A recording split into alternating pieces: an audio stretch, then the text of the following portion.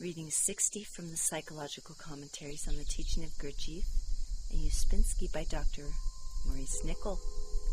Volume 3. Great Animal House, January 4th, 1947. Positive Ideas in the Work. 1. It was said recently that one should not do anything negatively. In this age, it might be said that in the world, people tend as a whole to do things negatively. For example, factory workers do not, and indeed cannot, take pleasure in their work. That is, the emotional part of moving center is not used. So they have to have music, and so on, as a substitute. The moving center works infinitely better when the emotional part collaborates. Then a person takes pleasure in his movements, in the skill of his hands, etc., and he becomes a craftsman through the guidance of the emotional part, that is, of emotional cognition. We spend a great deal of our time in being negative and doing things negatively without noticing it. The difference is between going to or being dragged to something. If you go to a thing from yourself, you work at it positively. Otherwise, it works you, and that is one form of doing things negatively. One source of this is when we doubt. The work is always tempting us, and so making us negative. Temptation is when we doubt the end. It is easy to give up, to think things useless. That is, to think negatively. One has to say to oneself, I can work, and say it further and further inside oneself. People do not recognize it as temptation. Here is an example in a letter on the subject. I have noticed that temptation can be met if it is recognized as temptation. I had an example last night. I was about to fall into a well-known slough of despond, doubting the end, and then it suddenly struck me that it might be temptation, and that perhaps it was not inevitable, and that perhaps one need not go into it if one had some help. In the end, I went to sleep quite peacefully. We must live with a plan, noticing ourselves in regard to it. If there is no aim, no plan, no individual direction, there is nothing to notice, nothing to work on. We remain where we were, for then we do not act consciously in our relation to our inner world and what we allow to go on in it, and in relation to the world of others who are mirrors to us.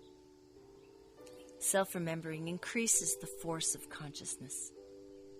The act of self-remembering, as for example, remembering distinctly one's plan, one's aim, in the midst of some difficult situation, actually creates new energy. It is like the light becoming much brighter, as if the central station had increased the current.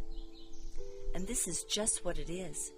We get connected up inside again, and the work then can give us force. Falling asleep, letting smoldering negative states grow unchecked, breaks up right connections.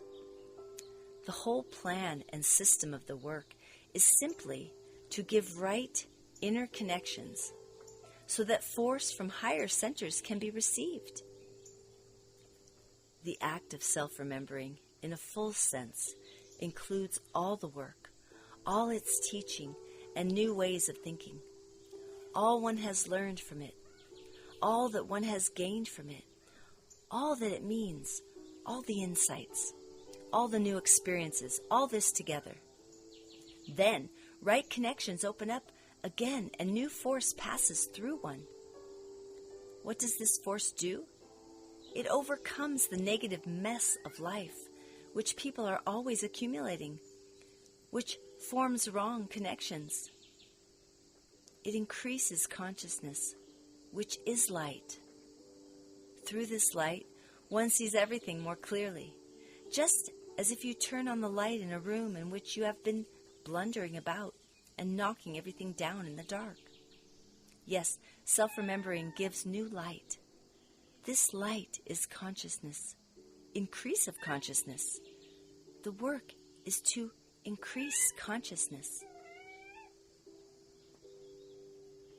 Now, to have more consciousness requires a not going to sleep inside, for that is to invite and encourage darkness. Going to sleep means not doing anything in any of the 3 lines of work. You neither work on yourself and your personal ambitions and desires, nor with others, and on your mechanical contempts and dislikes of them. Nor do you value the work itself and keep its ancient worth alive between your 2 hands as a delicate thing.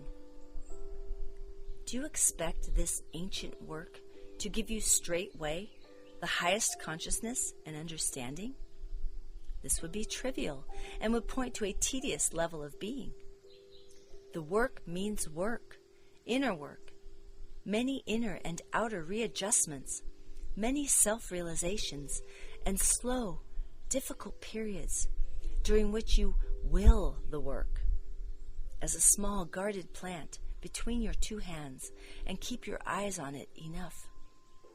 That means your attention, and the 2 hands mean inner and outer consciousness, consciousness of yourself and consciousness of others.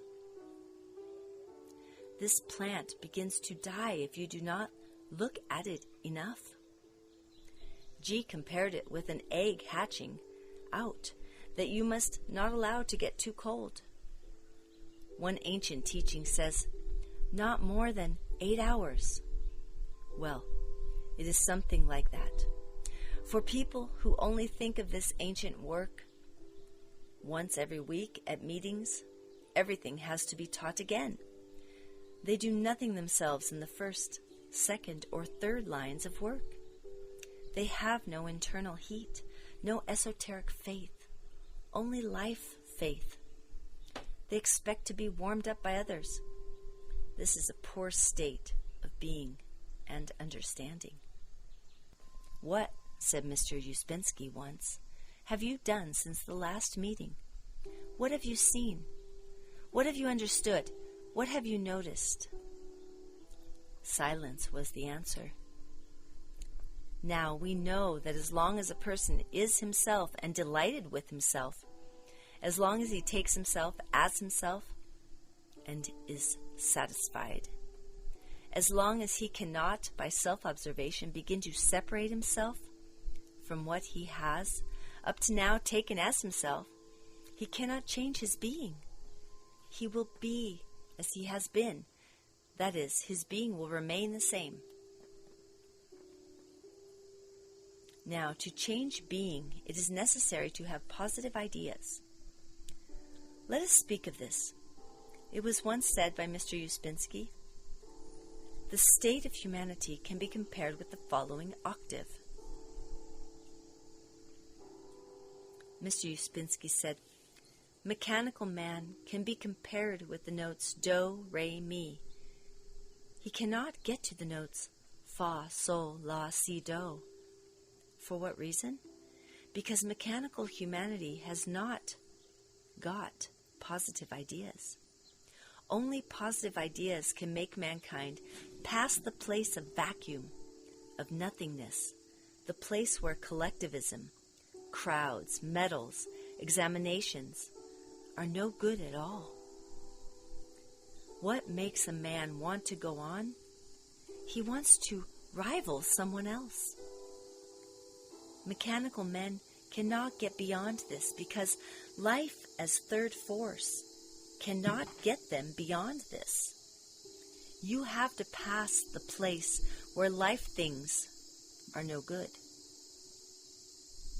Probably it is impossible on this planet for humanity to reach this stage. Only individuals may reach it. The work is a special forcing house to produce in people positive ideas without which they cannot pass from me to fa. To change being, to grow, to fulfill oneself, a certain inner positive pressure of attention is necessary. One must have positive ideas. One must wish to change. This has two sides. One understands from the work that one's life on earth means that one has something quite definite to do, or else one would not be here. That is a positive idea. The other side is that one finds in oneself many undesirable things that one is vaguely aware of and sometimes uncomfortable about. This side must become a positive idea and not a negative one. It is easy to find fault with oneself in a certain way. This is a negative idea. Through right self-observation, one sees what one has to alter. Then the negative idea becomes a positive idea. No one can change through negative ideas, through vague self-accusations, for example, or through a certain kind of miserableness. All this is negative. Do not listen to miserable eyes that love to drag you down. There is much in everyone, said G, that seeks to destroy him. Further, it must be understood that as long as a man thinks he can do, he is acting from a negative idea. His third force is life. Now, it is necessary to wake up and feel the shock of the work, teaching, and see that the cause of all negative emotions and states is in you. It is useless to look at the outer cause of them. You must separate from them. And also recollect that negative states create only negative states in ourselves and in others. Try not to speak to people as if they could do, without seeing if you can do what you blame them for not doing. In that case, show them how to do it themselves. To be negative and blame another is to start from a negative idea. To see that one must work on oneself as regards negative emotion and stop identifying with it is a positive idea. Other people cannot do any more than you can, so try to stop speaking of them and criticizing them as if they could. Other people may be able to understand if you understand and can teach them from your own understanding. Do not live in a frozen world of thinking that others should be different. This is the ordinary life situation here. Accept your situation intelligently and remember others are mirrors of yourself. Do not think what you see in others cannot possibly be in you.